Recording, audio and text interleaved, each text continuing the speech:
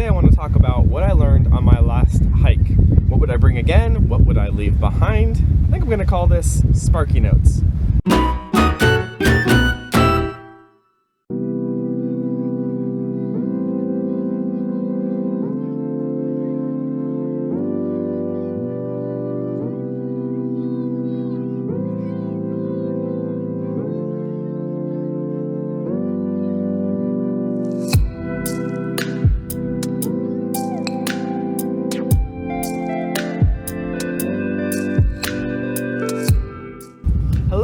From Maine. I did not hike here, not yet, at least not yet. I do plan on hiking here eventually.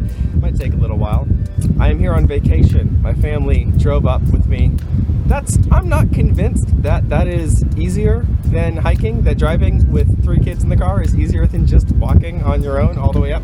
Certainly faster though, and while I'm here, I thought it would be really fun to shoot a video with all of you talking about the last hike that I got to do. I like to carry these little Right in the Rain notebooks. I think that's what they're called, Right in the Rain field books. They're awesome, they're waterproof, they're durable, highly recommend. And they're a great way for me to keep notes and remember what I think of while I'm hiking. Yes, I could use my phone, I guess, but honestly, I like writing things down. I'm able to sketch. I have my notes with me, and I wanted to go through some of the takeaways from my last hike. And we did a 4-day hike in Virginia from Damascus over to Fox Creek. It's a ton of fun, and I wanted to share some of my lessons learned from that trip. Let's talk about food first. I'm a constant snacker on the trails. I'm a firm believer that even when you're hiking, you can and should eat good food. And I had a couple things that I brought with me that were really exciting. I think I had some of the best food on the trip, personally. Maybe my fellow hikers would disagree. And I also saw a few things that other people are eating that made me go, I could eat some of that. So let me talk about some of the things that were my favorite foods and what I would definitely bring again. First off, I had the Backpackers Pantry risotto with chicken. It was creamy, it was cheesy, it had some veggies in it, which is a big plus for me. I get quickly tired of just eating nuts and fruit and protein and cheese and carbs, and so anytime I could bring some veggies along on the trail, that gives it a 1-up in my book. Number 2, I had some dehydrated broccoli that was delicious. I think I got it from Trader Joe's, but really anywhere that you can bring some veggies with you. That was really good. I wish I brought more. It was gone all too soon. I also heard from a thru hiker that you can bring kale along. Not dehydrated, just kale. Apparently it keeps for a while. You can throw it in soups. I don't know. I would like to try that. Hi, seagull. He's a loud seagull. Number 3. I'm a big fan of the RX bars. Everyone's got their personal preference. That's fine. For me, I like the texture and the taste of those bars. But for the first time, I tried out the Target off-brand version of RX bars. It's called the it's the Good and Gather bars brand, and I had the coconut chocolate, and I like coconut. I really like these bars. It was spot on. Totally would get those again. Probably gonna hike with those until I get sick and tired of them, which, who knows. Lastly, dehydrated, frozen, freeze-dried fruit. I will never not hike with dehydrated or frozen fruit again.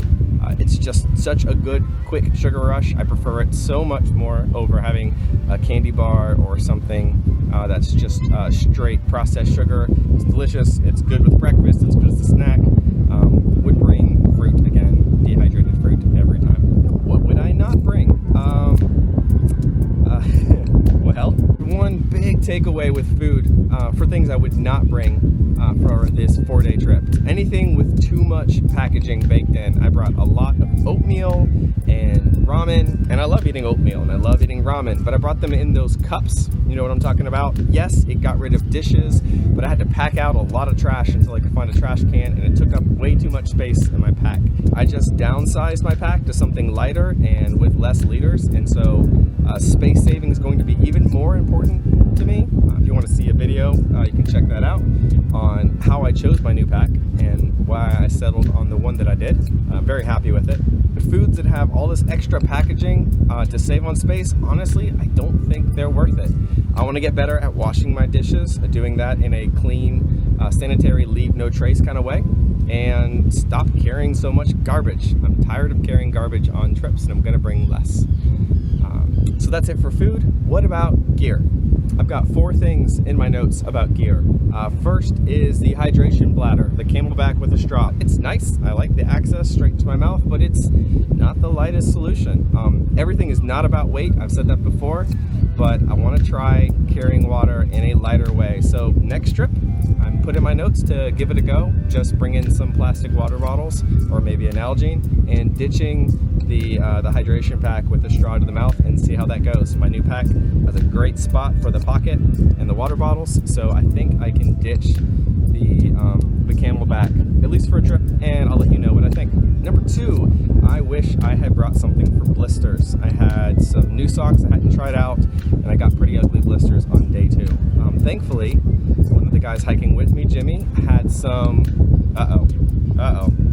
forgetting again, Leukotape. Hold on, Leukotape. I think I'm saying that right. Leukotape. It did wonders for my blisters. Just taped up the heel. It was like a second skin on there. Saved my hike. It would have been miserable otherwise. So super glad to have that. We'll definitely carry Leukotape or some kind of blister care on the trips from now on.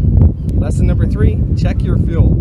I did not, embarrassingly enough, bring quite enough fuel, and I had to borrow off of some of my fellow hikers' fuel in order to cook all of my hot meals. I would have been fine without it. I wouldn't have gone hungry without it, but that's a dumb mistake to make, and I will be more careful in the future, making sure that I have enough fuel, thinking about all the times I need to boil water before I go, and carrying enough fuel with me. And finally, I don't think I'm going to carry a lighter anymore, because I found out after years of hiking that the stove that I have actually has a built-in piezo igniter on it, which I feel kind of like an idiot for not noticing that before, but it does, and that's where my trail name Piezo, or aka Sparky, comes from, is me being completely oblivious that I had one built in. So no more lighter for me, maybe a couple matches in case I want to start a fire, but usually we don't have a fire every day as we hike, so I'm gonna leave the lighter behind. So that's it for my takeaways from this trip. I love